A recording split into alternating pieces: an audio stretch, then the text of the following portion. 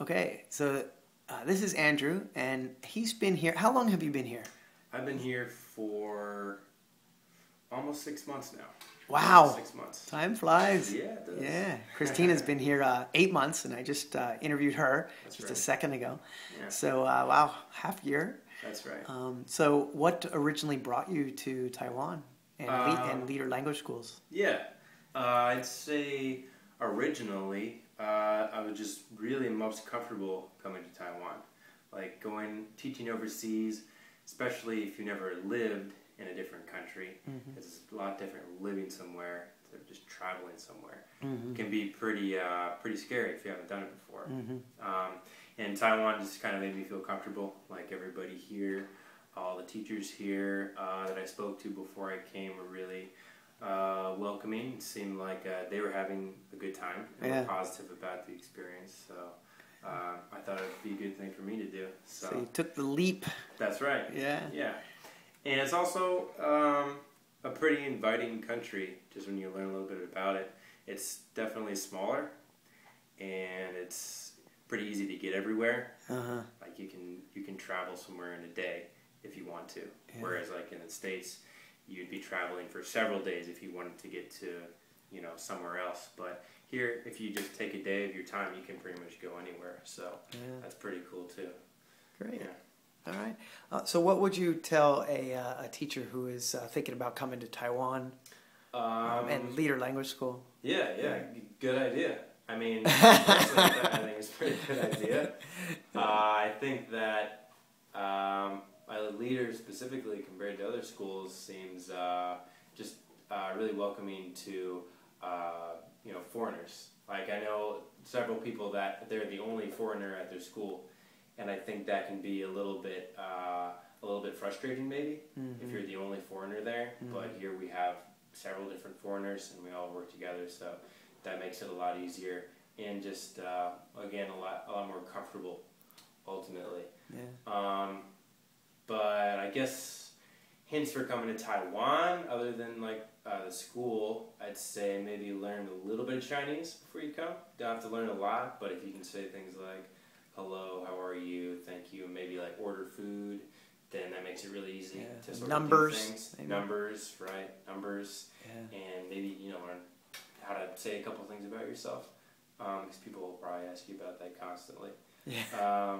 But yeah, maybe learn a little bit of Chinese if you want to, and just figure out some things that you like to do while you're here. Anything about like classroom stuff that you classroom didn't stuff. realize before you got into?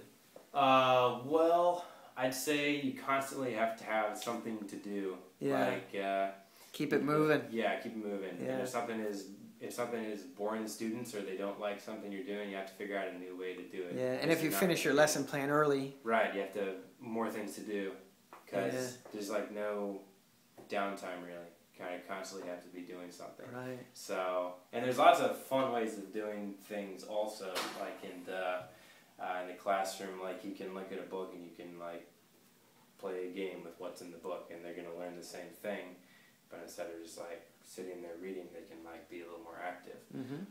So there's plenty of ideas, plenty of stuff like on the internet really. Yeah. Books have been written about ESL activities that get them interested in that type of thing. So take a look at that. So what are you doing your free time?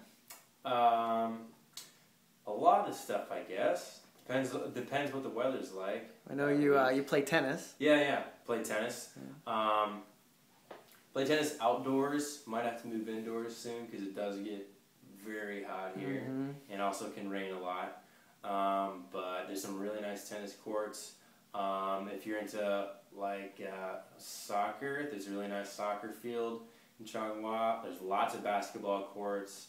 I know there's some golf courses too, right? Absolutely. And so sports, they're pretty have a wide range of sports if you're into any of that. And also traveling. Gotta travel around Taiwan. Like where have you been so far in the first 6 months? Kaohsiung and Taipei several times, and Taichung more times than I can count. Changhua is really close to Taichung. It's a really big city, so if you want like Western food or more of a big city type atmosphere, then Taichung is a good place to go. Ilan, Kenting, the beach in the south. If you want to hang out on the beach for a while, go to Kenting. Hualien on the East Coast. Wow. And yeah, I've been a lot of places. Yeah. So, and if you get a bike, like a motorcycle or a scooter, you can pretty much go any of those places on your own whenever you want to. So. And have you used the high-speed rail at all? Yeah. I use the HSR. It's pretty fast and it's pretty affordable too. I'm going to tack this on. What do you think of the Taiwanese people? How have you been treated? Oh, really well. I mean, especially considering the treatment I might expect foreigners to get, like in America in some places, it's totally reversed. Like if you don't speak Chinese, or if maybe you're having trouble adapting to their culture, they totally help you with everything, and they're not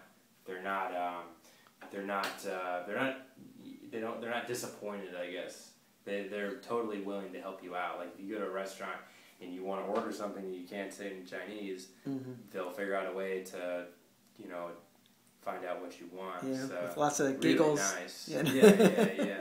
Yeah. Really nice people. They're all really welcoming. Yeah. So, awesome. For sure. Well, we hope you extend your contract at the end. Yeah. We'll see. For sure. Yeah. 6 months have been really good. So. Great. Yeah. Right. Well, thank you so much. No problem. All right.